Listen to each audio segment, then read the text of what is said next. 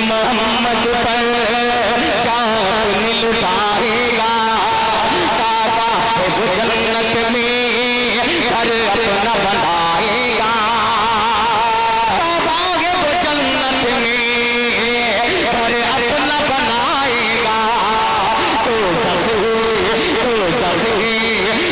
سخی ٹھکانا ہے اس شخص کا اے لوگوں، تو سخی ٹھکانا ہے اس شخص کا اے لوگوں، سرکار دو عالم پر جو انگلی اٹھائے گا۔ اب ان کے بعد بلا کسی تمہید و تاخیر کے میں جناب حضرت مولانا مفتی سہراب صاحب ندوی دامت برکاتہم العالیہ سے گزارش کر رہا ہوں حضرت تشریف لائیں اور اپنی قیمتی باتوں سے ہم سامعین کو نوازیں۔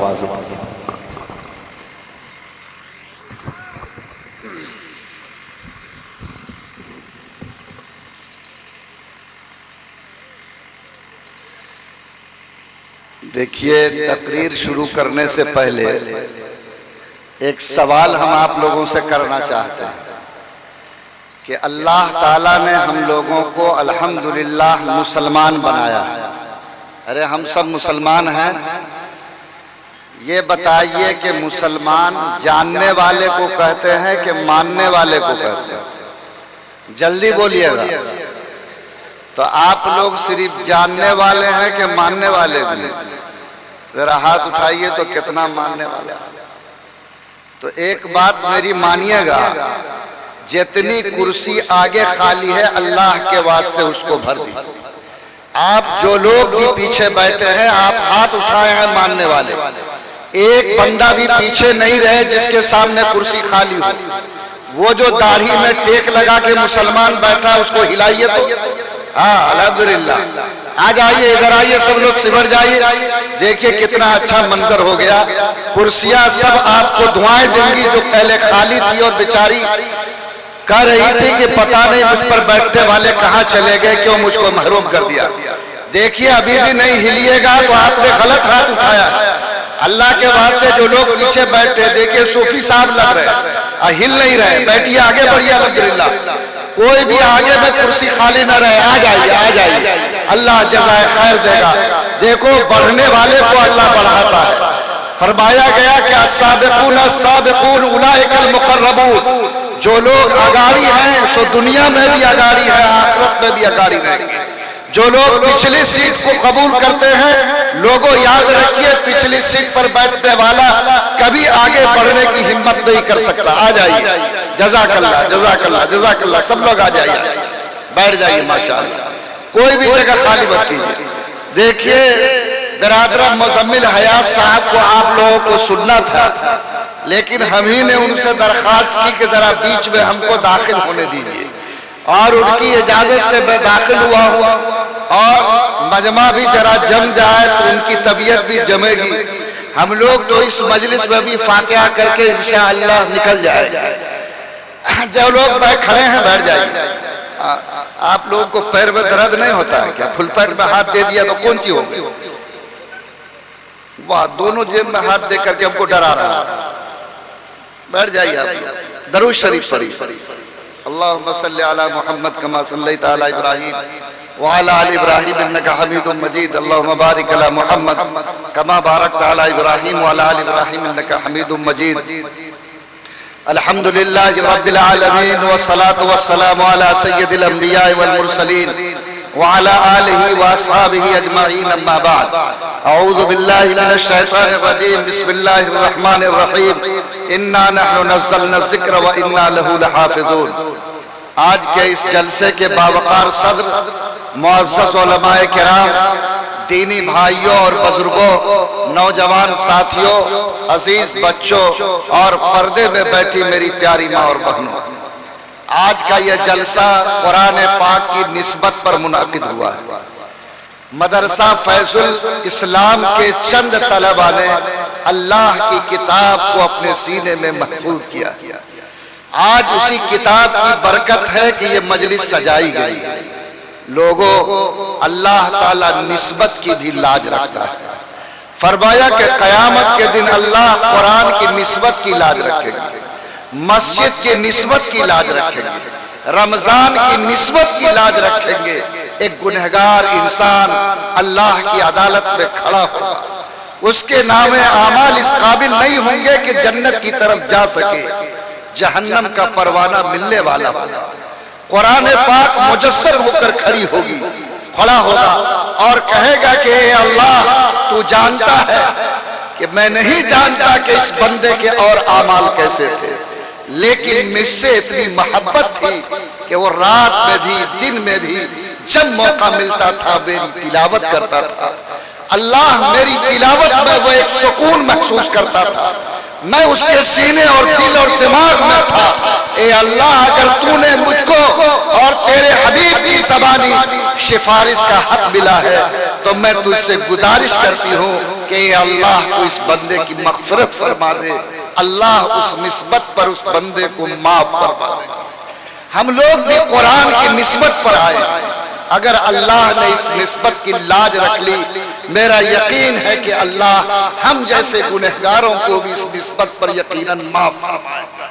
اللہ تعالی ہم سب کی حاضری کو قبول فرما لے، اللہ تعالی ہم سب کی اس نسبت کو مغفرت کا دریا بنا دے۔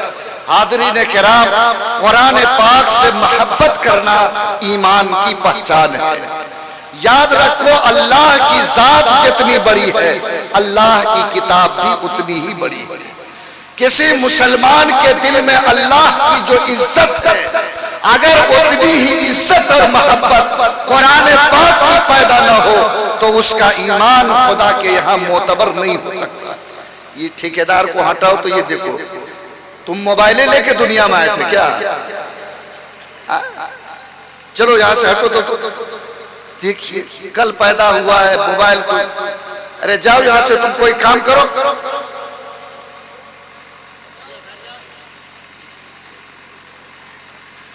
میرے بھائی، تو یہ اللہ تعالی کی ذات سے جتنی محبت ہم کرتے ہیں، اگر اللہ کی کتاب سے بھی اتنی محبت نہیں ہوگی ہمارا ایمان معتبر نہیں ہو سکتا۔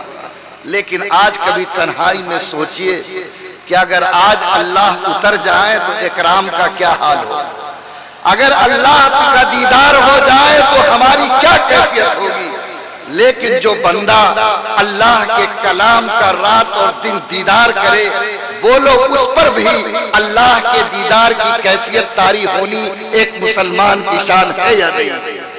لیکن یہ شان ختم ہو گئی، یہ جذبہ ایمانی رخصت ہو گیا۔ آج اللہ کی کتاب کی وہ عظمت دل میں نہ رہی، وہ محبت نہ رہی جس کی یہ کتاب حقدار تھی۔ مسلمانوں، علامہ اقبال نے کہا تھا، وہ زمانے میں معزز تھے مسلمان ہو کر، وہ زمانے میں معزز تھے مسلمان ہو کر، اور تم خار ہوئے تاریخ قرآن ہو کر۔ کل قیامت کے دن خدا کی عدالت میں قرآن پاک اللہ کی عدالت میں ہمارے خلاف مقدمہ کرے گا، کہے گا رب کریم یہ وہ قوم ہے جس نے ہم کو چھوڑ دیا تھا، ہم سے تعلق کو توڑ لیا تھا۔ رب کریم میں تیرے پاس مقدمہ دائر کر کے اس بات کی گزارش کرتا ہوں کہ اس جرم کی سزا ان کو ملنی چاہیے۔ لوگوں، خدا کی عدالت میں ہم کل جواب دے ہوئے۔ آج اللہ تعالیٰ مجھے اس کی توفیق دے کہ ہر بندے مومن اس بات کی نیت کرے کہ جتنی وہ اللہ کی ذات سے محبت کرتا، انشاءاللہ وہ اللہ کی کتاب سے بھی اتنی محبت کریں گے انشاءاللہ۔ لیکن یہ محبت کا اظہار کیسے ہوگا؟ نعرہ لگا کر، لوگوں مجلس میں پیسہ قربانی دے کر، لوگوں کسی دین کی مجلس میں شریک ہو کر، یہ صرف اظہار محبت قرآن سے نہیں ہے۔ فرمایا علماء کرام نے لکھا ہے اور محمد الرسول اللہ کی زبان میں بتایا ہے کہ ایک قرآن سے سچی محبت رکھنے والا مسلمان وہ ہے جو قرآن کے حق کو ادا کرتا ہے۔ اگر آپ قرآن کے حق کو ادا کرتے ہو تو اللہ کے نزدیک تم سچے قرآن سے محبت کرنے والے، اگر قرآن کے حق کو ادا نہیں کرتے تو اللہ کے نزدیک قرآن سے محبت معتبر نہیں کری جا سکتی۔ کیا ہم لوگ اگر سچے مسلمان ہیں تو کیا قرآن پاک کے ساتھ ایسی محبت کہ ہم قرآن کے حق ادا کرنے والے بنے؟ بولو انشاءاللہ اس کی کوشش کریں گے۔ کیا حق ہے قرآن کا؟ قرآن کے 3 بنیادی حقوق ہیں، قرآن کے 3 بنیادی حقوق ہیں، اس کو نوٹ کرو۔ جو مسلمان اس حق کو ادا کرے گا، خدا کی قسم وہی قرآن سے سچی محبت کرنے والا ہے۔ قرآن کا پہلا حق یہ ہے کہ جس کو بھی کلمہ کی توفیق ملی، ایمان کا نور ملا، وہ اس بات کی گارنٹی لے لے کہ وہ اپنی آنکھوں سے قرآن پاک کی تلاوت کرنے والا مسلمان بنے گا۔ یعنی قرآن کو پڑھنا، قرآن کی تلاوت کرنا، قرآن کو سیکھنا، یہ ہر مسلمان کے اوپر پہلا حق ہے جو قرآن کی طرف سے اس پر عائد ہوتا ہے۔ لوگوں، آج اگر مجمع میں ہاتھ اٹھا دوں مجھ کو مایوسی ہوئی۔ آج کے ڈیٹ میں بھی 60% ہمارا مسلمان بھائی جو 40 سال سے اوپر کا ہے، خدا کی قسم صحیح طور پر قرآن پڑھنا نہیں جانتا۔ لوگوں، نوجوانوں کے حالات بھی کچھ ایسے ہیں، بڑی تعداد نوجوانوں کی ہے جو آج اپنی نگاہ سے قرآن کی تلاوت نہیں کر سکتی۔ لوگوں، ہمارے گھروں میں جو بچے ہیں آج ان میں 70% بچے ایسے ہیں جو کسی نہ کسی طرح قرآن پڑھتے، لیکن 30% کا رشتہ آج بھی قرآن سے ٹوٹا ہوا۔ کیا یہ قرآن کے حق کی ادائیگی ہے؟ میری زندگی پر یاد رکھو، اس سے بڑھ کر محرومی اور کوئی نہیں ہو سکتی۔ آج میں اس رامپورہ کے جلسے میں ایک ایک اپنے بھائی سے ہاتھ جوڑ کر گزارش کرتا ہوں، درد مندانہ اپیل کرتا ہوں کہ اگر آپ اللہ کو بڑا سمجھتے ہیں تو اللہ کی کتاب کو بھی بڑا سمجھیے۔ اور اللہ کی کتاب کا جو پہلا حق ہے کہ ہر مسلمان اس بات کا پابند اپنے کو بنائے کہ انشاءاللہ موت سے پہلے وہ قرآن کی تلاوت کرنے والا مسلمان ضرور بنے گا۔ بولو، بنیں گے ہم؟ لوگ کہتے ہیں جس کی عمر 40 سال سے اوپر ہے کہ مفتی صاحب یہ بوڑھا طوطا کیا پڑھے گا، ہم 40 اور 50 میں قرآن کیسے سیکھیں گے؟ لیکن میں ایسے بھائیوں کو متوجہ کر کے کہتا ہوں کہ بولو، اللہ کے رسول پر جب قرآن اترا تو ان کی عمر 40 سے زیادہ تھی یا نہیں تھی؟ اللہ کے پیغمبر نے قرآن سیکھنا شروع کیا 41ویں سال سے اور قرآن کو سیکھا 63 سال کی عمر تک۔ بولو، جب خدا کا پیغمبر، آپ کے پیغمبر کا ساتھی ابو بکر، آپ کے ساتھی عمر، آپ کی صحابیہ سمیہ اگر 60 اور 70 کی عمر میں قرآن سیکھتی ہے تو جو مسلمان 40 کے بعد قرآن سیکھے گا اللہ اس کو دوہرا ثواب دے گا، قرآن سیکھنے کا ثواب بھی دے گا اور نبی کی سنت پر عمل کا بھی ثواب اللہ عطا فرمائے۔ تو بولو، اگر ہم لوگ 40 سال سے اوپر کے مسلمان ہیں تو کیا ہمارے اگر قرآن کی طرف رغبت ہوتی ہے، قرآن سیکھتے ہیں تو نبی کی سنت زندہ ہوتی ہے کہ نہیں ہوتی؟ اور کیا اس عمر میں قرآن سیکھنا محمد الرسول اللہ کی تابعداری بھی ہے اور قرآن پاک سے کھلی ہوئی محبت کی پہچان بھی ہے؟ لوگوں، ہم نے تجارت سیکھی، ہم نے کاروبار سیکھا، ہم نے پڑھنا لکھنا بھی دوسرے میدان میں سیکھا، ٹیچرنگ سیکھا، معلوم نہیں کون کون سے کام سیکھے، بڑی محنت اور لگن کی۔ کیا اس عمر میں اگر 15 منٹ کا وقت ہم نکال لیں اور اس وقت کو نکال کر خدا کی کتاب کو سیکھنے کی کوشش کرے، بولو اللہ یہ نور ہم کو عطا فرمائے گا کہ نہیں فرمائے گا؟ اس لیے جو بھی مسلمان بھائی یہاں موجود ہیں جن کی عمر 40 سے اوپر ہے، میں ان سے گزارش کرتا ہوں کہ نیت کر کے جاؤ کہ انشاءاللہ آپ بند ہونے سے پہلے قرآن پاک کی تلاوت ضرور سیکھیں گے اور جائیں گے دنیا سے اس حال میں کہ انشاءاللہ اپنی آنکھوں سے قرآن کے پڑھنے والے بنے۔ بولو، کیا اس کی کوشش ہم لوگ کریں گے؟ اور جو نوجوان ہے 20 سال سے اوپر کے، وہ بھی کہتا کہ مفتی صاحب اب کیا سیکھیں گے؟ نہیں، نبی نے مسجد نبوی میں چبوترا بنایا، اس چبوترا پہ 70 صحابہ کو پڑھنے کے لیے رکھا، وہ سارے صحابہ وہ تھے جن کی عمر 20 سال سے زیادہ کی تھی۔ بولو، 70 صحابہ جو 20 سال سے زیادہ کے تھے نبی کے چبوترے پر بیٹھ کر قرآن کو سیکھا۔ آج اگر کوئی میرا نوجوان بھائی آج قرآن کی جوانی میں سیکھتا ہے تو بولو صفہ والے صحابہ کی سنت زندہ ہوتی ہے کہ نہیں ہوتی ہے؟ آج طے کرو जो भी नौजवान हो, अल्लाह तुम्हारी जवानी में बरकत अता फरमाए, अल्लाह तुम्हारी जवानी की हिफाजत फरमाए। जवानी कब छिन जाएगी कोई गारंटी नहीं है। आज मैं पटने से चल रहा था, भभुआ के दो नौजवान आए, कहने लगे मुफ्ती साहब 28 साल का एक मेरा चचादार भाई है जो IJMS में पड़ा हुआ हॉस्पिटल में है, दोनों किडनी जवाब दे गई। हालात ऐसे है कि वो अब दुनिया से रुखसत हो कि कल रुखसत हो, गारंटी नहीं। दुआ कर दीजिए कि अगर हयात मुकद्दर है तो अल्लाह उसको शिफा अता फरमाए। लोगों, ये है जिंदगी की कहानी, कब सांस टूट जाए, कब अल्लाह हमें बुला ले अपने पास, इसकी कोई गारंटी नहीं है। यही मुजफ्फरपुर है, यहाँ हाफिज सिबगतुल्लाह रहमानी साहब बाबा फरीद के साहबजादे हैं, उनके भाई नेमतुल्लाह रहमानी की अभी 3 महीना पहले शादी हुई, शानदार वलीमा हुआ, और अभी अगले शनिचर को वो बंदा रात को सोया, सुबह उठ नहीं सका, लाश उठी, वो जिंदा खड़ा नहीं। लोगों, ये जवानी की कहानी है। मैं आप तमाम नौजवानों से कहता हूं कि खुदा की प्यारी किताब आपके घर के सामने है। ये किताब तावीज लिखने के लिए नहीं उतरी है, ये किताब तिलावत के लिए उतरी है, पढ़ने के लिए उतरी है। जो भी ईमान वाले मेरे नौजवान भाई हैं, 20 मिनट में आपका वक्त मांगता हूं कि मस्जिद के किसी कोने में बैठकर किसी इमाम का हाथ पकड़कर तय करो कि इंशाअल्लाह कुरान नहीं सीखा है तो कुरान सीखने की हम कोशिश करेंगे। अगर मेरे नौजवानों का ये मिजाज बन जाए, बोलो अल्लाह उसे भी कुरान का नूर अता फरमाएगा कि नहीं फरमाएगा। और जो घरों के बच्चे हैं, बोलो उसको भी कुरान पढ़ाना मेरी जिम्मेदारी है या नहीं है। मुसलमानों सुनो, औलाद का पैदा करना फर्ज नहीं है, लेकिन जो औलाद चाहे बेटा हो या बेटी, आपने अगर उसको पैदा किया तो उसको ईमान और कुरान सिखाना वैसे ही फर्ज है जैसे नमाज पढ़ना और रोजा रखना फर्ज है।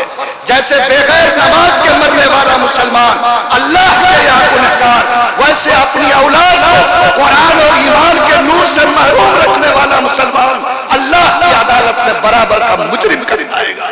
अल्लाह हमारे एहसास को जगा दे।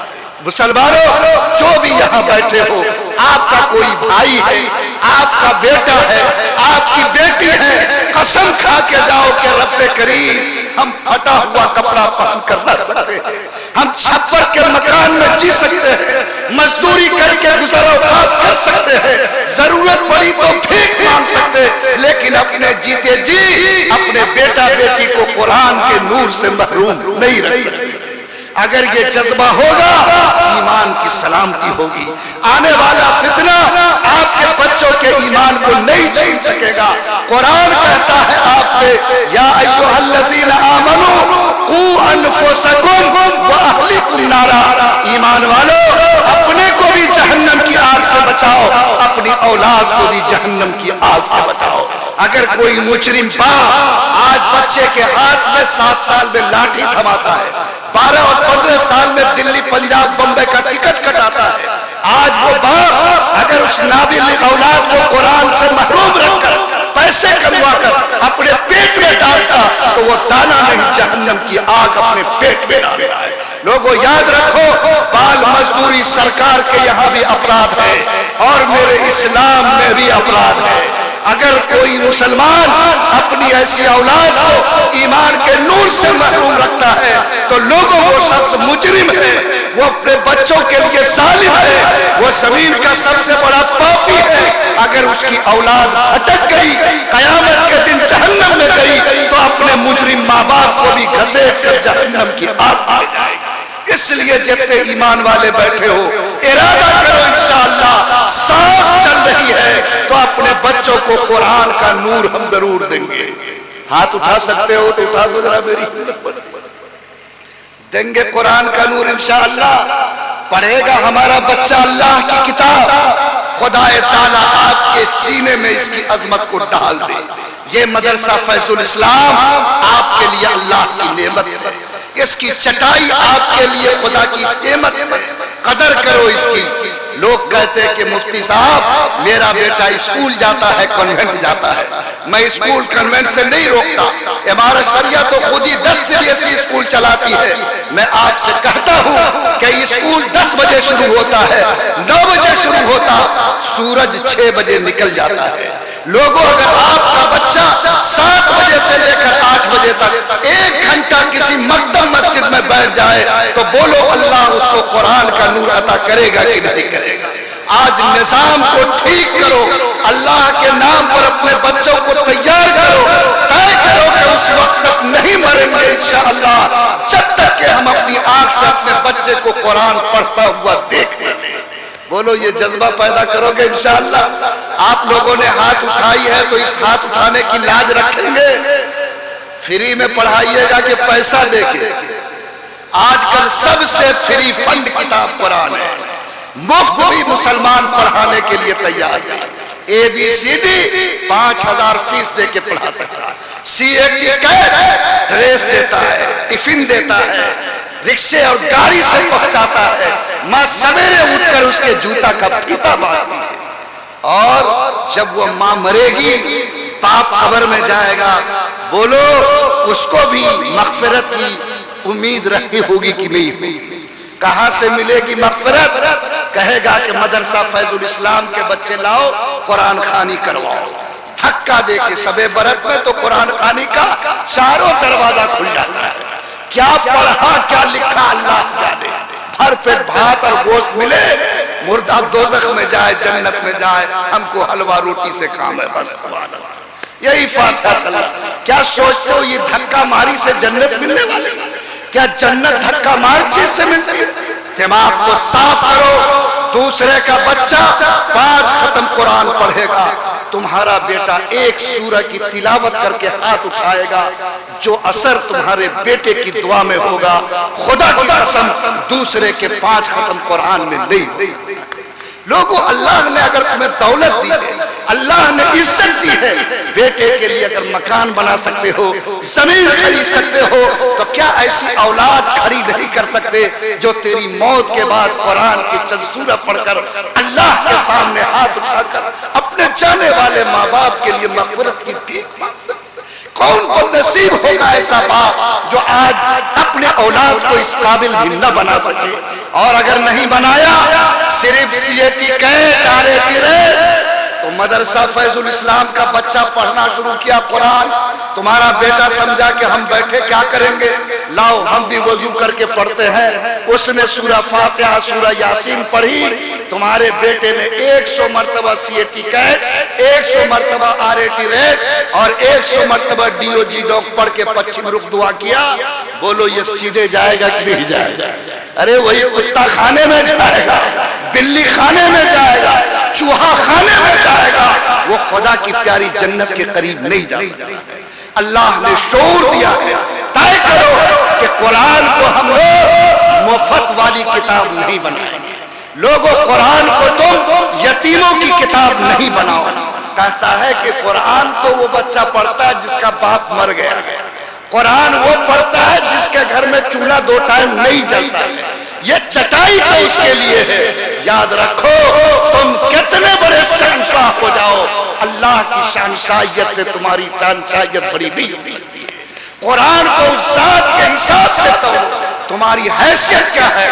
تم تو پھوٹی کوڑی کے لائق نہیں ہو جس اللہ نے اس زمین پر تم سے لاکھوں گنا طاقتور انسان کو مٹی میں ملنے پہ مجبور کیا, بیڑی میں ڈوبنے پہ مجبور کیا, معمولی مچھر سے اس کو ہلاک کیا.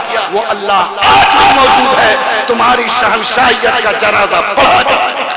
خبردار, کبھی بڑا سمجھ کر قرآن سے اپنے بچوں کو محروم مت رکھنا. بھیجو اس چٹائی پر جہاں قرآن کا نور ملتا ہے, بھیجو اس مدرسے میں جہاں ایمان تقسیم ہوتا ہے, بھیجو اس جگہ میں جہاں آپ کا بچہ آنے والے دن میں اللہ کی کتاب کو اپنی آنکھوں سے پڑھنے والا مسلمان بنے گا. بولو انشاءاللہ ہم لوگ کریں گے یہ کام.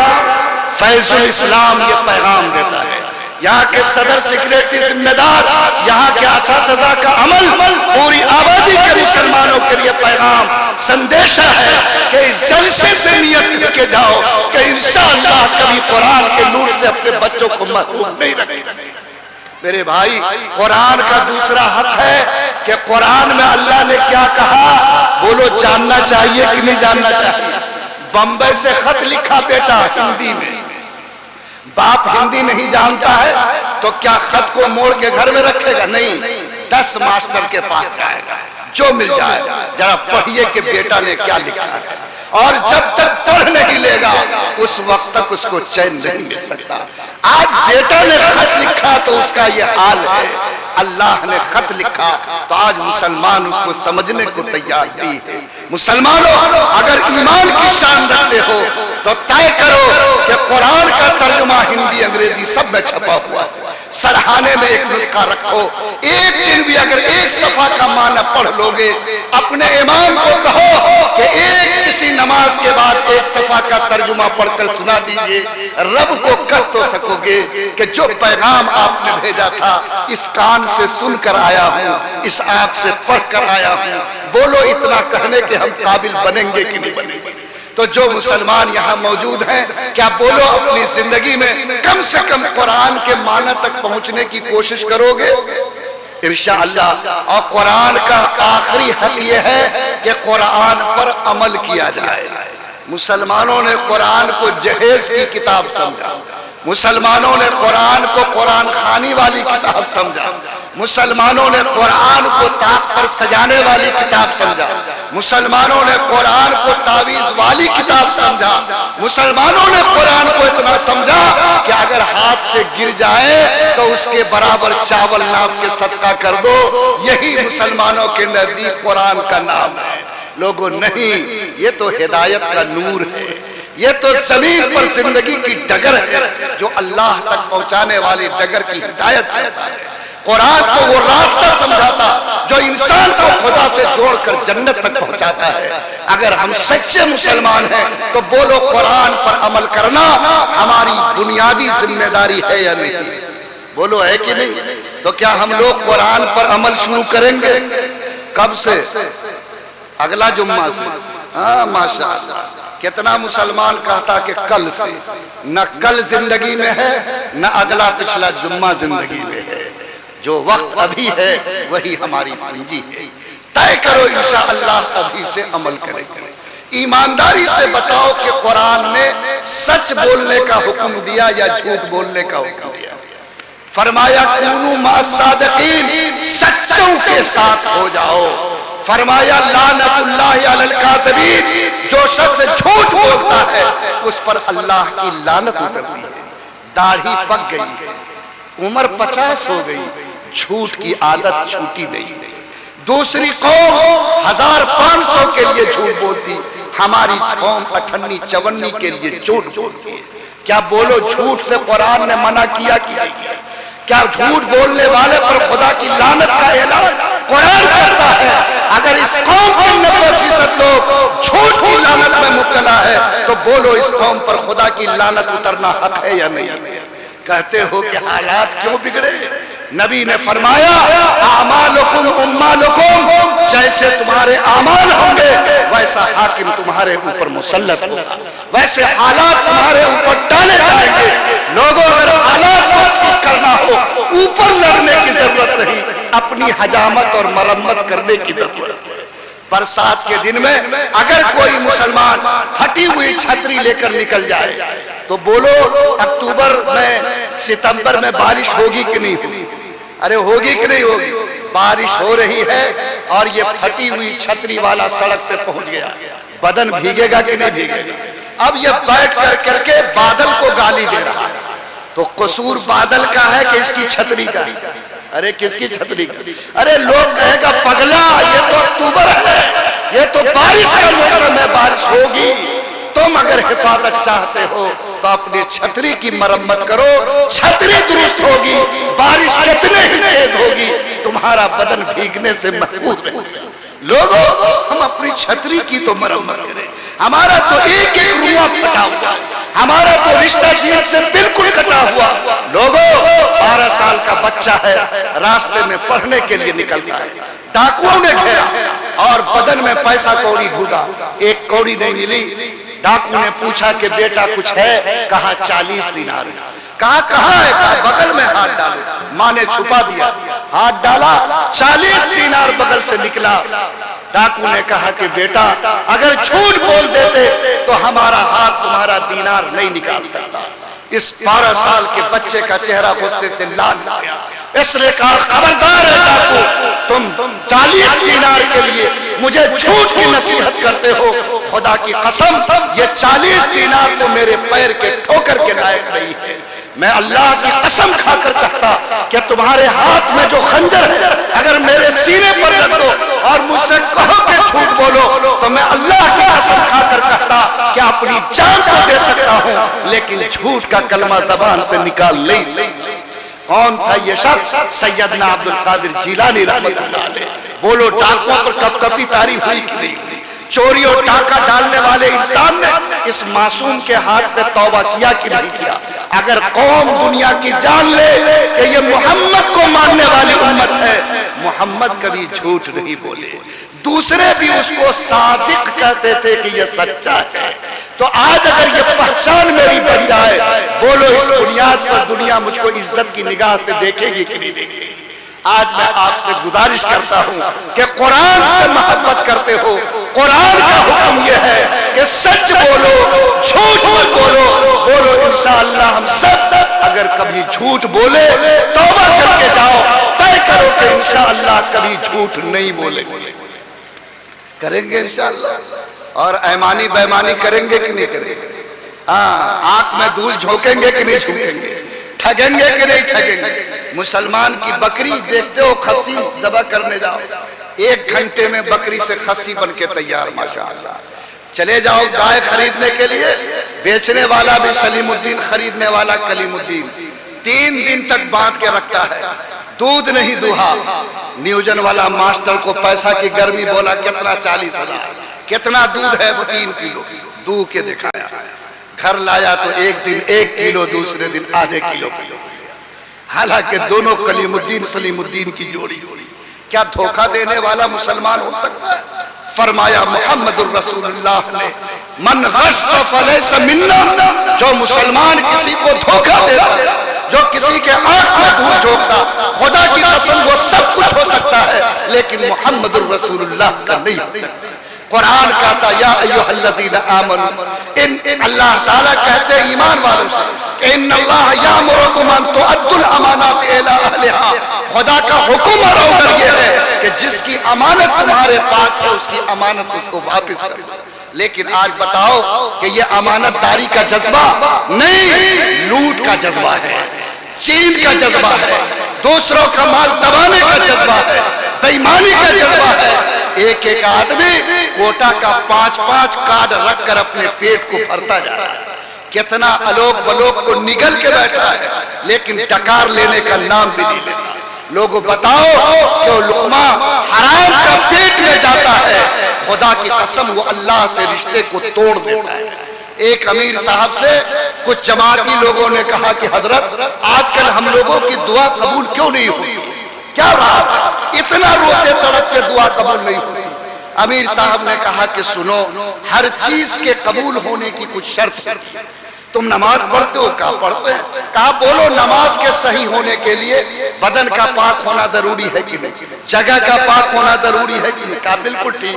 کہا کہ سنو, جس طرح نماز کے صحیح ہونے کے لیے بدن کا پاک ہونا ضروری, جگہ کا پاک ہونا ضروری, دعا کے مقبول ہونے کے لیے منہ کے لقمہ کا حلال ہونا ضروری ہے, بدن کے خون کا حلال ہونا ضروری. حرام لقمہ پیٹ میں جائے گا, جو خون بدن میں گردش کرے گا, پکارتے رہو گے, کوئی صدا تمہاری آسمان کو چھید کر کے خدا تک نہیں پہنچ سکتی. بولو اللہ میرے ضمیر کو جگائے. جتنے مسلمان یہاں بیٹھے ہو بولو ایمانداری کی زندگی جیو گے؟ آج تو آپ کے گھر میں روٹی بھی ہے, سر پر چھپر بھی ہے, اللہ نے عزت بھی دی ہے. تاریخ کو پڑھو, بھیک مانگنے والوں نے بھی امانت داری کا انمول نمونہ پیش کیا ہے۔ جس وقت اس ملک میں انگریزوں کی حکومت تھی، دلی کی جامع مسجد کی سیڑھی پر بیٹھ کر ایک مسلمان فقیر بھیک مانگتا تھا۔ ایک انگریز افسر مسجد دیکھنے کے لیے چڑھنے لگا، اس انگریز افسر کے سامنے فقیر نے ہاتھ بڑھایا۔ انگریز افسر کو ترس آیا، اس نے اپنے جیب سے پرس نکالا، کچھ پیسہ نکال کر اس فقیر کے ہاتھ میں دیا، لیکن جب وہ پرس جیب میں رکھنے لگا وہ پھسل کر زمین پر گر گیا۔ انگریز کو احساس نہیں ہوا، فقیر کی نظر پڑی، اس نے لپک کر اس کو اٹھا لیا۔ میرے بھائی، اس نے جب سوچا کہ جب انگریز پلٹ کر آئے گا تو اس کی یہ امانت اس کو واپس کر دیں گے، لیکن انگریز اس دروازے سے گیا، دوسرے دروازے سے نکل گیا، شام تک یہ انتظار کیا، انگریز پلٹ کر واپس نہیں آیا، لیکن اس نے اپنا ایمان نہیں کھویا۔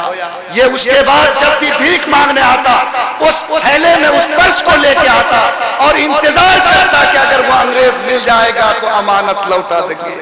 خواجہ حسن نظامی نے لکھا کہ 1-2 سال نہیں، 2.5 سال کی مدت گزر گئی، فقیر کو وہ انگریز نظر نہیں آیا۔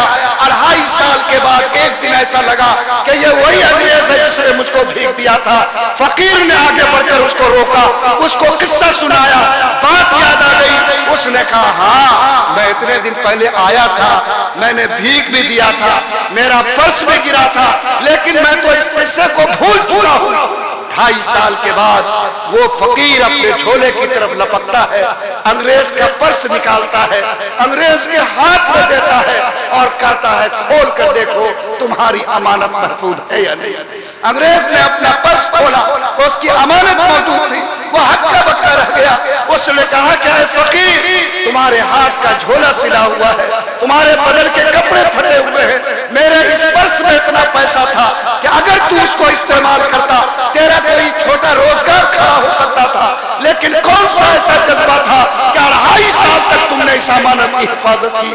فقیر نے جو جواب دیا وہ میرے ضمیر کو جھنجھوڑنے کے لیے کافی ہے۔ کہا کہ انگریز، بلا شبہ میرے ہاتھ کا جھولا پھٹا ہوا ہے، میرے بدن کا کپڑا پھٹا ہوا ہے، لیکن اللہ کی قسم میرا ایمان پھٹا ہوا نہیں۔ اے انگریز، یہ تو 2.5 سال کی مدت ہے، اگر میری موت کے وقت بھی تو آتا تو خدا کی قسم اپنی امانت میں 1 کوڑی کی خیانت نہیں پاتی۔ لوگوں، فقیروں نے بھی ایمان کو بچایا، بھیک مانگنے والوں نے بھی ایمان کی رکھوالی کی۔ یہ پورا مجمع کر قرآن پہ عمل کرنے والا ہے۔ بولو ایمانداری کے ساتھ انشاءاللہ ہم ایمانداری کی ڈگر پہ چلیں گے کہ نہیں چلیں گے؟ دروازے پر بیٹھ کر غیبت کریں گے کہ نہیں؟ ہاں، 4 مسلمان بیٹھا، 5واں کی شروع، اور جب یہ 4 میں سے اٹھ کے وہ ایک چلا جاتا ہے تو تینوں مل کر جانے والے کی شروع کرتا ہے کہ یہ کمینہ کیا بولے گا، یہ بھی تھوڑے ہی کم ہے۔ ماشاءاللہ، بولو یہ غیبت گناہ ہے کہ نہیں ہے؟ فرمایا قرآن میں اللہ نے غیبت کرنا ایسا سخت گناہ جیسے مردار بھائی کا گوشت کھانا گناہ۔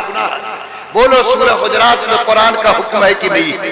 لوگوں، نبی نے فرمایا کہ غیبت کسی کے پیچھے برائی بولنا، برائی کے ساتھ کسی کا چرچا کرنا۔ آج مسجد کی چٹائی پہ غیبت ہوتی ہے، مدرسوں کی کرسی میں غیبت ہوتی ہے، گھر کے برآمدے میں غیبت ہوتی۔ مسلمان اٹھے گا، نہ منہ دھویا ٹھیک سے، نہ کان، چوک چوراہے پر گیا، یہ ویسا ہے، وہ ویسا ہے، وہ ویسا ہے۔ کبھی آئینہ لے کے اپنا منہ دیکھو کہ تم کیسے ہو، خالی دوسروں کو ڈانٹنا۔ یاد رکھو، جب کسی پر تم 1 انگلی اٹھاتے ہو تو 1 انگلی دوسرے کی طرف اٹھتی ہے، لیکن 4 انگلی تمہاری طرف اٹھتی ہے۔ تمہیں دعوت دیتی ہے کہ پہلے اپنے کو تولو کہ تمہاری زندگی کتنی ستھری ہے۔ لوگوں، طے کرو کہ انشاءاللہ آج کے بعد اگر کسی کی بھلائی نہیں بول سکتے تو انشاءاللہ کسی کی برائی نہیں بولیں گے۔ نبی نے فرمایا الغیبت اشد من الزنا، غیبت کرنے کا گناہ زنا کاری کرنے کے گناہ سے زیادہ سخت ہے۔ اگر چوک چوراہے پر کوئی زنا کرے، سماج مل کر اس کی گردن توڑے گا، لیکن وہی مسلمان اگر گھر کے برآمدے پر غیبت کرتا، مسجد کی چٹائی پر غیبت کرتا، تو بولو اس کی بھی گردن توڑی جانی چاہیے کہ نہیں چاہیے؟ کون ہے جو میرا ہاتھ پکڑے گا؟ میں آپ سے بھیک مانگتا ہوں، زنا بہت سنگین گناہ ہے۔ اللہ کے واسطے 3 مسلمان کی غیبت کرو گے، 3 مرتبہ زنا کرنے کا گناہ چڑھے گا۔ ہمارے پاس روزہ بھی کمزور ہے، نماز بھی کمزور ہے، نیکی بھی کمزور ہے، کم سے کم ایسے گناہ سے بچ کر ہم اپنے گناہ کے بوجھ کو ہلکا کر سکتے کہ نہیں کر سکتے؟ قرآن پہ عمل کرنے والوں طے کرو انشاءاللہ کہ ہم قرآن کے سچے عمل کرنے والے بنیں گے، زندہ ہیں تو اپنی زبان کی حفاظت ضرور کریں گے انشاءاللہ۔ اور بیٹا کی شادی کریں گے تو جہیز مانگیں گے؟ ارے بولو نا، مانگو گے کہ نہیں مانگے؟ ماشاءاللہ، ٹوپی بھی ہے، داڑھی بھی ہے، حاجی بھی ہے، نمازی بھی ہے، میٹھا میٹھا ہپ ہپ تیتا تیتا تیتا، کہتا کہ دیکھا آنکھ کا پیسہ کیسے چھوڑے، ہاں نوٹ کی گڈی جو آ رہی، بے ایمانی کی انتہا۔ یاد رکھو سود حرام، رشوت حرام، جہیز کے پیسے کو رشوت کا نام دیا اور فرمایا کہ سود اور رشوت ویسے حرام ہے جیسے ماں کے ساتھ بدکاری کرنا منہ کالا کالا۔ آج جو مسلمان اس لعنت میں مبتلا ہے، اللہ تعالیٰ آپ کے ضمیر کو جگائے، کیا انشاءاللہ ہم لوگ جہیز سے پاک سماج بنانے کی کوشش کریں گے؟ بیٹا اللہ نے دیا تو بھک منگا بن گیا، اسکارپیو پہ چڑھتا ہے، کٹورا لے کر نکلتا ہے کہ موٹی بھیک کہاں ملے گی؟ بے ضمیر مسلمان، ایمان سڑ گیا۔ ایسی اولاد کو جو تمہاری بیوی کے پیٹ سے آزاد پیدا ہوا، آج اس کو کسی کے دانت بیچنے جاتے، آج کسی بیٹی کا غلام بناتے۔ جس اللہ نے تمہارے بیٹے کو 9 مہینہ ماں کے پیٹ میں کھلایا، پیدا ہونے سے پہلے ماں کے سینے میں دودھ دیا، کیا وہ اللہ جوانی میں تمہارے بیٹے کو کھلا سکتا ہے کہ نہیں؟ آج 8 لاکھ مسلمانوں کی لڑکیاں 2 سال میں ایمان کا راستہ بدل کے جا چکی ہے۔ کون ہے جو اس کا حال پوچھے گا؟ لوگوں میں آپ سے گزارش کرتا ہوں، جہیز کی آگ میں بیٹیوں کو پھانسی پہ لٹکا دیا، آگ میں چلنے پہ مجبور کیا، ندیوں میں کودنے پہ مجبور کیا۔ آج حالات اتنے بدتر ہیں کہ 40 سال کی بیٹی بیوہ ماں کی چوکھٹ پر بیٹھی ہوئی ہے، غریب باپ کے دروازے پر ہے، اس کے آنکھ سے آنسو جاری ہے، لیکن یہ ظالم اور لٹیرا سماج بغیر تلک اور جہیز کے اس کا ہاتھ پکڑنے کو تیار نہیں۔ حیدرآباد میں ایک بچی کی شادی ہوئی، 3 دن کے بعد پھانسی میں لٹک گئی، ماں باپ اس کے گئے اور بیٹی کی لاش کو اتارا، زمین میں دفن کیا، لیکن جب باپ پلٹ کے بیٹی کے گھر میں آیا تو دیکھا کہ اس کے تکیہ کے نیچے کاغذ کا ایک ٹکڑا پڑا، اس میں بیٹی نے باپ کے نام چٹھی لکھا تھا کہ ابا جان میں دنیا سے جا رہی ہوں، لیکن ایک بات آپ سے آخری کہہ کے جاتی ہوں، آپ بھی یاد رکھیے گا اور کوشش کیجئے گا کہ جس کے کوکھ میں اللہ نے بیٹی دیا یہ آواز اس تک بھی پہنچ جائے۔ بیٹی نے لکھا تھا کہ ابا آئندہ جب میری بہن کو رخصت کیجئے گا یا کوئی مسلمان اپنے بیٹی کو رخصت کرے گا تو کہیے گا کہ دنیا کے سامان کے ساتھ کفن کا کپڑا بھی اپنی بیٹی کے ساتھ ضرور دے، معلوم نہیں کون سی راہ میری طرف پھانسی پہ لٹکنا پڑے، کم سے کم باپ کا دیا ہوا کفن تو ہوگا جس میں وہ قبر کے نیچے سو سکے۔ میری بیٹی مجھ سے کفن مانگ رہی، لوگوں ہمیں اتنے بدتر ہو گئے، میرا ضمیر اتنا مردہ ہو گیا۔ یاد رکھو لوٹ کر کوئی امیر نہیں بنتا، کوئی انسان بھیک مانگ کر دولت مند اور عزت دار نہیں بنتا۔ یاد رکھو آج تم دوسرے کو رولا کر لوگے، میں کہتا ہوں لکھو تو نسل نہیں گزرے گی کہ چکرورتی حساب اس کو چکا دینا پڑے گا اور اس سے دوگنا حساب دینا پڑے گا۔ جس بیٹا کے نام پر نوٹ گنتے ہو، کل اگر اللہ تعالیٰ نے اسی کو 3 بیٹی دے دی، بولو وہ بیٹھ کر دوسروں کی طرح آنسو بہائے گا کہ نہیں بہائے گا؟ یاد رکھو ماں کے پیٹ میں بچے کا نقشہ تمہارے بیٹے کے قلم سے نہیں اللہ کے قلم سے بنتا ہے۔ یہ سماج جو میرے سامنے بیٹھا ہے اگر قرآن کا حامل ہے، اگر رشوت اور سود کو حرام سمجھتا تو بولو انشاءاللہ جہیز سے بچنے کی کوشش ہم کریں گے کہ نہیں کریں گے؟ اس میں تو ہاتھ اٹھائیں گے ہم خاص طور پر پورے مجمع سے کہ اللہ کو جذبہ دے کہ انشاءاللہ ہم جہیز سے پاک سماج بنائیں گے۔ میرے پاس فون آیا جمعہ کے دن 11:30 بجے کہ مفتی صاحب ایک مسئلہ بتائیے۔ میں نے پوچھا کہ کیا معاملہ؟ کہا کہ میرا ایک بھتیجا ہے جو 2 سال سے کھاتا پیتا ہے۔ یہ بات پوچھتے ہیں کھاتا پیتا کا مطلب سمجھے؟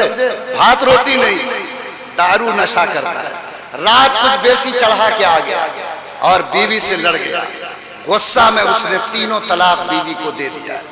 بیوی کی عمر 30 سال، اس کی گود میں 2 بچہ.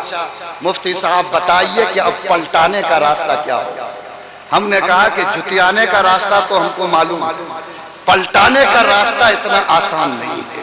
بے شرم چچا، تمہارا بیٹا 6-7 سال سے 2.5 سال سے کھا پی رہا، تمہاری غیرت نہیں جاگی کہ وہ شراب اور نشہ جس کو قرآن نے سور کے خون کے برابر قرار دیا، سور کے گوشت کے برابر قرار دیا، سور کے پیشاب کے برابر قرار دیا، آج وہ شراب تمہارے گھر میں چلتی رہی، تمہارے رونگٹے کھڑے نہیں ہوئے.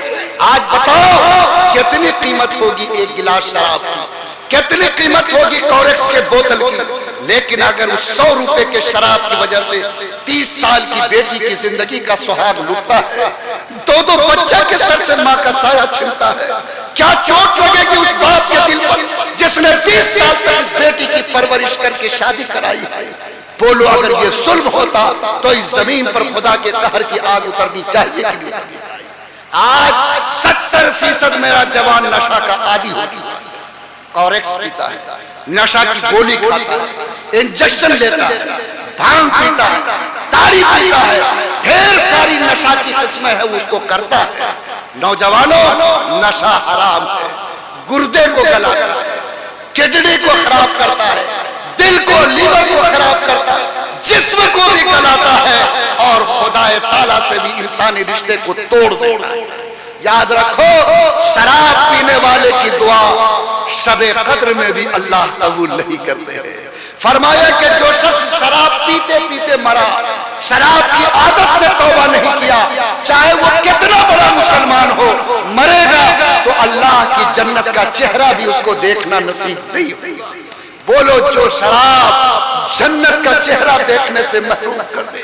آج اس شراب کی وجہ سے ماؤں پر ظلم ہو رہا ہے، بیویوں کو طلاق ہو رہی ہے. آج 70% طلاق کے کیسز آج نشہ کی وجہ سے ہو رہے ہیں. آج سڑک کے ایکسیڈنٹ نشہ کی وجہ سے ہو رہے ہیں. آج انسانوں کا مرڈر نشہ کی وجہ سے ہو رہا ہے. آج عزت کی لوٹ نشہ کی وجہ سے ہو رہے ہیں. بولو اگر ہم قرآن کے پیروکار ہیں، قرآن نے سور کے گوشت اور نشہ کو ایک ساتھ بیان کیا، اگر ہم سور کا گوشت نہیں کھاتے تو بولو انشاءاللہ نشہ سے بھی توبہ کریں گے کہ نہیں کریں گے؟ کرو گے انشاءاللہ؟ ہاتھ اٹھائیے تو اللہ تعالیٰ قبول فرمائے. نشہ سے پاک سماج بنے گا. اللہ آپ کے جذبہ ایمانی کو قبول فرمائے. اور یہ جو موبائل ہے پلاسٹک کا ڈبہ دیکھ رہے ہو کتنا خطرناک بن گیا ہے. آج 90% زناکاری اس موبائل کی وجہ سے ہو رہی ہے. باپ گھر سے نکلتا اس کی بیٹی کے ساتھ بدکاری گھر میں ہو رہی ہے. لوگوں یہ موبائل آگ ہے، آگ. آگ کا صحیح استعمال کرو گے کھانا بن جائے گا، گرمی ملے گی. ذرا سی چوک ہو جائے تو بولو گھر جل کر راکھ ہوگا کہ نہیں ہوگا. موبائل کا صحیح استعمال کرو گے علم کی ترقی ہوگی، بزنس کی ترقی ہوگی، رابطہ بڑھے گا. ذرا سی چوک ہو جائے تو خدا کی قسم زناکاری بدکاری کی آگ سماج کو جلا دے. آج دلی میں رہتا ہے، اب بیوی کو اسکرین ٹچ موبائل دیے، شوہر سے 1 مرتبہ ویڈیو کالنگ اور دوسرے سے 70 مرتبہ ویڈیو کالنگ ہو رہی ہے. پاجامہ میں جیب سلا کے دیا، ماشاءاللہ. کھیت میں بھی ہے تو موبائل چمک رہا ہے. جوان بیٹی کو موبائل دیا. بے شرم کبھی اس کی فکر نہیں کیا کہ اس موبائل پر فون کس کے آتے ہیں، یہ موبائل سے رابطہ کہاں ہو رہا ہے. آج اس موبائل کی گندگی نے 90% نوجوانوں کے اس دماغ کو سڑا دیا. 8 گھنٹے چوراہے پر بیٹھ کر موبائل سے آگ سے دوسروں کی بہو بیٹی سے گندی باتیں کرتا ہے. آج بلو فلمیں دیکھ کر اپنی زندگی کو تباہ. میں آپ سے بھیک مانگتا ہوں نوجوانوں، تمہاری جوانی بہت قیمتی ہے. اس جوانی کو چمکاؤ، اس جوانی کو بچاؤ، اس جوانی سے تجارت کی ترقی کرو، تعلیم کے میدان میں آگے بڑھو. دماغ کو مت سڑاؤ، کان کو گندگی سے مت بھرو، سماج میں زناکاری اور بدکاری کی آگ مت لگاؤ. اور طے کرو انشاءاللہ کہ اس موبائل کی وجہ سے جو سماج میں فتنہ ہے، ہم پوری قوت کے ساتھ انشاءاللہ اس فتنے کو روکنے کی کوشش کریں گے انشاءاللہ. بولو موبائل کا صحیح استعمال کرو گے. نظر کی حفاظت قرآن کا حکم ہے، ہاتھ کی حفاظت حکم ہے، پیر کی حفاظت حکم ہے، زبان کی حفاظت حکم ہے۔ قرآن پہ عمل کرنے والے مسلمانوں طے کرو کہ انشاءاللہ اس گناہ سے ہم لوگ بچیں گے۔ لوگوں، میں اگر قرآن کے خلاف عمل کا تذکرہ کروں، رات کٹ جائے گی، گنتی ختم نہیں ہوگی۔ میں نے ایک چوٹ پہنچائی، ایک درد آپ کے سینے تک پہنچایا کہ ہم نے قرآن کو گھر میں رکھا ضرور ہے، لیکن قرآن پر عمل کرنا ہم کو نہیں آیا ہے۔ ہم قرآن کو روز اپنے سامنے تاک کے دیکھتے ہیں، شرم نہیں آتی کہ ہم قرآن کے رہتے ہوئے گناہ کی طرف کیسے چلتے ہیں۔ آپ پورے مجمع سے میں قرآن کی نسبت پر گزارش کرتا ہوں کہ طے کریں انشاءاللہ کہ ہم زبان کو سچ بولنے کا عادی بنائیں گے، ایمانداری کی راستہ اختیار کریں گے، غیبت سے اپنی زبان کو روکیں گے، نشہ سے اپنے آپ کو پاک کریں گے، رشوت اور جہیز کی لعنت سے سماج کو پاک کریں گے۔ اللہ توفیق دے تو موبائل کی گندگی سے سماج کو بچائیں گے۔ بولو یہ قرآن پر عمل کا راستہ ہوگا یا نہیں ہوگا؟ نماز پڑھیں گے کہ نہیں پڑھیں گے؟ ارے نماز پڑھیں گے کب؟ جمعہ۔ ہاں الحمدللہ 90% جمعہ والا ہے۔ جمعہ میں بھی کئی رکعت دو، خطبہ کے ٹائم میں پہنچے گا سلام پھیرا پور، ایمانی کی زندگی۔ 2 رکعت پڑھا، 8 رکعت چھوڑا، ثواب لے کے آیا کہ گناہ لے کے آیا؟ فخر سے کہتا کہ مسلمان۔ لوگوں یہ تمہاری زندگی کی کہانی، شرم کرو کیا کرتے ہو؟ جس اللہ کے سامنے ہفتے میں 1 مرتبہ جاتے ہو، کیا اس کو بھی تم 1 گھنٹے کا وقت نہیں دے سکتے؟ جو اللہ بے پناہ نعمتیں تمہیں دیا ہے، جس اللہ کے کرم سے زندگی کی سانس چلی ہے۔ آج پھلواری میں کینسر ہاسپٹل ہے، جا کر پوچھو کہ صحت کی کیا قیمت ہوتی ہے۔ اللہ تعالیٰ نے اگر مجھے زندگی دی، ایمان کی روشنی دی، قرآن میں 70 جگہ نہیں بلکہ اشارے کے طور پر 700 جگہ نماز پڑھنے کا حکم دیا گیا۔ کتنی جگہ بولو نا؟ 700 جگہ۔ اور ہمارے آقا جب دنیا سے جانے لگے تو صحابہ نے کان لگایا کہ آخری بولی زبان رسالت سے کیا نکلے گی؟ تو آواز آئی روح کے پرواز کرنے سے پہلے، الصلاۃ وما ملکت ایمانکم، نماز کا خیال رکھنا، نماز کا خیال رکھنا۔ جو امت 700 مرتبہ قرآن نے جس کا حکم دیا، اگر اس کی حفاظت نہ کر سکے، نبی کی آخری وصیت کی لاج نہ رکھ سکے، بولو اس کا رشتہ خدا سے ٹوٹے گا کہ نہیں ٹوٹے گا؟ آج جتنے مسلمان یہاں بیٹھے ہیں، میں آپ سے گزارش کرتا ہوں، قرآن آپ سے 700 مرتبہ پکار کر رہا ہے۔ قرآن آپ کو 70 جگہ صراحت سے دعوت دیتا کہ اگر تم قرآن کے پیروکار ہو تو خدا کے سامنے 5 وقت جھکنے والے مسلمان بنو۔ اگر ہم سچے پیروکار ہیں، بولیے انشاءاللہ ہم لوگ آج سے کم 24 گھنٹے میں 1 مرتبہ بھی اللہ کو اپنا چہرہ دکھائیں گے کہ نہیں دکھائیں گے؟ بولو دکھاؤ گے؟ 1 مرتبہ بھی مسجد جاؤ۔ خدا فرماتا ہے فَاذْكُرُونِي أَذْكُرُكُمْ، تم مجھ کو یاد کرو گے تو میں تم کو یاد رکھوں گا، مجھے بھلا دو گے تو میں بھی تم کو بھلا دوں گا۔ اگر ہم سب مسلمان ہیں تو بولو انشاءاللہ نماز کی حفاظت کریں گے۔ اور یہ مدرسہ جو قرآن کا مرکز ہے، اس کا رشتہ بھی دل سے جڑے گا کہ نہیں جڑے گا؟ یہ کون چلائے گا؟ مودی جی، نتیش کمار؟ ہم ایسی کوڑی نہیں لیں گے۔ وہ تو اس پر لوک لگانے کی کوشش میں 700 مدرسے کو یو پی میں نوٹس دے دیا، 220 کو اتراکھنڈ میں دے دیا، 900 مدرسے کو بہار میں نوٹس گئی ہے، بہار بورڈ کی۔ لوگوں، ہم اپنے خون اور پسینے سے دین کے اس پاور ہاؤس کو چلاتے ہیں۔ اسی مدرسے سے ہمیں امام ملتا ہے، جنازہ پڑھانے والا ملتا ہے، ہمیں نکاح پڑھانے والا ملتا ہے، ہمیں کفنانے اور دفنانے والا ملتا ہے، ہمیں مفتی اور قاضی ملتا۔ یہی مدرسہ پوری امت کے ایک ایک سینے تک روشنی دین کی سپلائی کرتا ہے۔ بولو کیا یہ پاور ہاؤس چالو رہے گا کہ نہیں رہے گا؟ ارے رہے گا انشاءاللہ۔ صرف پسینے کے بوند سے نہیں بلکہ خون کے قطرے سے بھی اگر اس چراغ کو جلائے رکھنا ممکن ہو تو ہاتھ اٹھا کے کہو کہ انشاءاللہ ہم تیار ہے کہ نہیں ہے۔ بس میرے بھائیوں، میں نے آپ کا جو وقت لیا، میں نے پیغام دیا کہ قرآن کے تینوں حق کو ادا کرنے والے بنیں گے تو قرآن سے سچی محبت ہوگی، اللہ نسبت کی لاج رکھے گا، ہم قرآن پڑھنے والے بنیں گے، قرآن سمجھنے والے بنیں گے، قرآن پہ چلنے والے بنیں گے۔ ربنا تقبل منا انک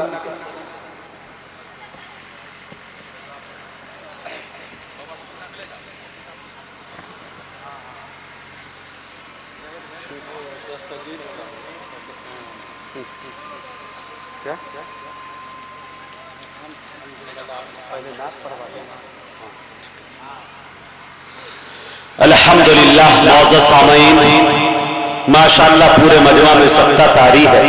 اگر واقعتاً میں اگر آپ لوگ سو رہے ہو تو تھوڑا ہاتھ اٹھا کے بتائیے جو حضرات گہری نیند میں ہیں. ارے واہ، ہاں جگہ ہوئے ہیں تو تھوڑا سا دونوں ہاتھوں کو اٹھا کے بولیے اور لہر کے بول دیجئے ایک مرتبہ اپنا زندہ دلی کا ثبوت پیش کیجئے. اور اس کے بعد انشاءاللہ جناب قاری مزمل حیات صاحب بار بار اپنا پہلو بدل رہے ہیں، دعائیں کر رہے ہیں. ان بیچارے کی دعا قبول نہیں ہو رہی ہے، پتہ نہیں کیا ریزن ہے انشاءاللہ، لیکن سبحان اللہ بولیں گے تو انشاءاللہ وہ دعا قبول ہو جائے گی. مجھے امید ہے آپ لوگ تیار ہیں. دونوں ہاتھوں کو اٹھا کے بولیے تو ایک مرتبہ لہر کے سبحان اللہ. ماشاءاللہ اسٹیج سے بھی بیداری چاہتا ہوں اور 4 مصرے پڑھتا ہوں. دیکھیں گے حضرت ماشاءاللہ. اب دیکھیے چہرے پہ کیا کھڑکھڑاہٹ اور ماشاءاللہ نکھار آ گیا لوگوں کے. اور اسٹیج پہ بھی ہمارے ماشاءاللہ عاشق رسول بیٹھے ہیں عالم دین کے ساتھ. شعر دیکھیے میرے دوستو، میں پڑھنا چاہتا ہوں. قاری ریحان صاحب کی توجہ، مفتی مبین صاحب کی توجہ اور جناب حضرت مولانا آفتاب صاحب غازی، ادھر غازی ادھر مجاہد. میرے دوستو شعر دیکھیں کہ حق پرستوں کو نبی کی رہبری اچھی لگی.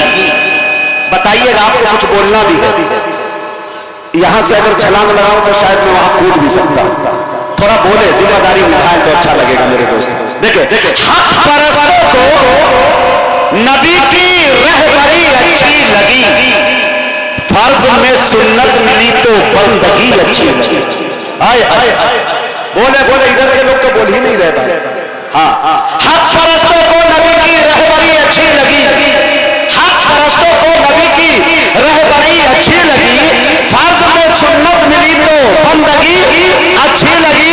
ارے وہ تو رہ سکتے تھے سونے کے محل میں بھی مگر اے حلیمہ ان کو تیری جھوپڑی اچھی لگی. وہ تو رہ سکتے تھے سونے کے محل میں بھی مگر اے حلیمہ ان کو تیری جھوپڑی اچھی لگی. عطا کرتا ہوں میرے دوستوں. دیکھیں میرے دوستوں، ہائی ٹیک زمانہ، ڈیجیٹل زمانہ جیسے اپڈیٹ ہوتا ہے اس اعتبار سے آدمی کو اپڈیٹ ہونا چاہیے. اگر کوئی اپڈیٹ نہیں ہوتا تو دنیا اسے نیگلیکٹ نہیں بلکہ ڈیلیٹ کر دیتی. ٹھیک ہے، ایک شعر دیکھیں میرے دوستوں.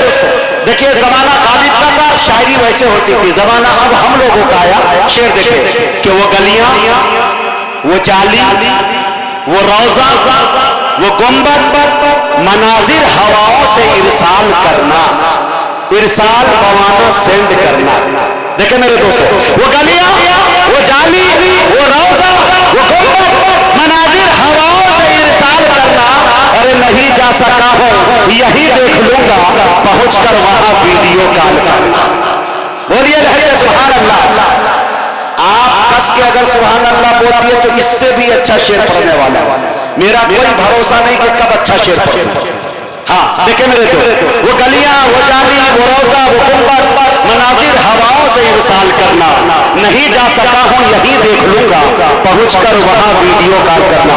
مفتی مبین صاحب، مجھے امید ہے قاری ریحان صاحب آپ لوگوں کی دعائیں مجھے ملیں گی ان 4 مصروں پہ. یہ